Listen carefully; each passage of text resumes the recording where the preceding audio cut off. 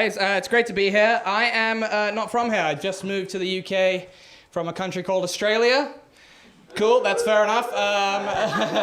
That's okay. Yeah, thanks. That is the language of Australia. It's just Google the word g'day and you're like, yeah, that's pretty much what you need. It's great. It's tough living in Australia if you look like me. I don't know if you guys can tell on this lighting. I am Indian, and that makes Australia a really tough place to live, because Australia has a reputation for being a little bit racist, which is bad because Indians have a reputation for being brown, and it doesn't mesh very well. You know what I mean? You know, it's not something we can change, and apparently it's not something they can change either. So we just have to deal with it. It was tougher for me though, because I actually grew up in a country called New Zealand, which, for those of you who don't know, in Australia kind of has a reputation for being like the Welsh of the Southern Hemisphere, but like good at rugby, you know what I mean? That's so weird. I said there's racism in Australia and everyone's like, yeah, that's pretty funny. And I was like, Welsh rugby's kind of not as good as New Zealand rugby. And everyone's like, no, unacceptable. It's tough. What I mean by like the Welsh of the Southern Hemisphere is we get all the sheep jokes. You guys are familiar. But then I also get the curry jokes for being Indian anyway.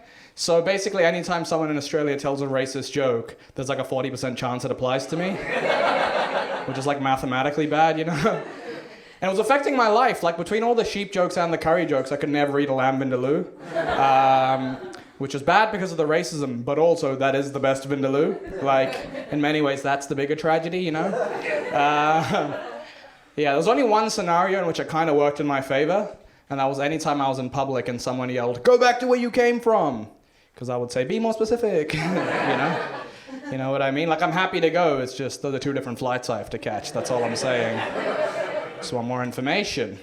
I thought the UK would be better, I don't know why. That was stupid of me, wasn't it? That was naive. I figured you guys have like plenty of brown people, so you'd be more accepting. Turns out no. You guys just not like, the racists that you get in the UK, they're not the ones that will yell at you in public, but they will make you feel uncomfortable all the same. I was on a bus a couple of weeks ago, and this guy got on the bus, this Indian guy, and he was doing the worst thing you can do on a bus, which is listening to music on his phone but without headphones in. So yeah, he was a fucking cunt. Everybody hated him. I hated him. Everyone's getting annoyed. Then everyone on the bus starts looking at me as the one other brown person on the bus, like I'm somehow responsible for fixing that scenario. They were giving me the eyes, you know what I mean? They were like... like, he's one of yours. Like, no.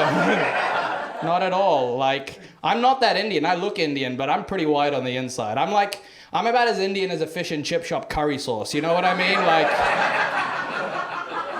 Like the word curry's there. There are some clues, but really I'm white, you know what I mean? Yeah, it was not the weirdest I've had it though. The weirdest experience I've had with the race was actually in America, weirdly, I don't know. I was at a show and this guy got on stage and he saw me in the audience. I wasn't even getting up that night. And for the rest of his set, he decided he was going to refer back to me as Slumdog. Yeah. That's real. I kind of hope he meant the movie Slumdog Millionaire and he wasn't just calling me a dog from the slums. Like, that's bad. You learn a lot about yourself when you're faced with like a situation like that. Like for me, I learned that as much as I hate racism, the thing that pissed me off more in that moment was that's an 11-year-old movie reference. Like, do you know what I mean? I didn't know that about myself. Like, there have been more recent movies with brown leads that if he had referenced, that would have been okay. You know what I mean? Like, if he'd called me Life of Pi, I would have been fine. You know what I mean? Because then he's a racist, but also, at the same time, he's kind of into world cinema. You know what I mean? And that's a net positive. I'll take that if I can get it. I don't know what to do in this scenario. I knew I couldn't call this person a racist because the person in question was African American. You know, I can't call an African-American person racist. That's reverse racism. And that is not the kind of white person I am, you know? No, New Zealand raised me better than that. Yeah. I always find myself in scenarios where I'm like, I don't know how to react. I don't know if I should be upset or not. Like, this happened to me on the flight over from Australia. So for those of you who don't know, it's a very long trip. And on the flight, the guy next to me who I didn't know, he fell asleep on me. I don't know if you've ever had someone you don't know fall asleep on you. It's a weird feeling. It's not a bad feeling, it's a weird feeling. I didn't know what to do in that scenario, because on the one hand, it's not his fucking shoulder he was sleeping on. But if I'm being honest, I wasn't really using my shoulder at that moment. Like, I'm never that into an in-flight movie where I'm like laughing with my whole body, you know what I mean? I was like, well, I thought I'd do the nice thing. This guy looks like he's having a nice sleep. I'll let the guy sleep. And then he took my generosity and he really threw it back in my face. Because in his sleep, he put his arm around me and he started cuddling me. I don't know if you've ever had a cuddle from someone that you don't know. That's confronting. You learn a lot about yourself in that moment as well. Like, for me, firstly, this is the most confident man I've met in my entire life. Like, I think that was what scared me more than anything. Like, this guy is comfortable enough in his own body that he can just, like, cuddle with people he doesn't know. I have not taken a shit in my own house because my roommate had friends over. You know what I mean? That's the level of confidence I'm dealing with. I don't know what to do in that scenario. I realized what I shouldn't have done, which is what I ended up doing. I should not have cuddled him back. That was a mistake. That was bad because like 3 seconds later, he woke up and looked at me like I was the fucking lunatic in the plane. You know what I mean? Like I somehow became the villain of that story. He was looking at me like I was going around cuddling strangers. Like I wasn't. Technically speaking, I was cuddling a friend I made very recently. In his defense, I shouldn't have been giving him kisses on the forehead. That was too much. I also switched the movie we were watching over to the same movie. That was too much as well, wasn't it? In my defense, it was the greatest movie of all time, Sister Act, hello. Sister Act and Sister Act 2, Back in the Habit, greatest movie franchise ever made. And I will defend this point.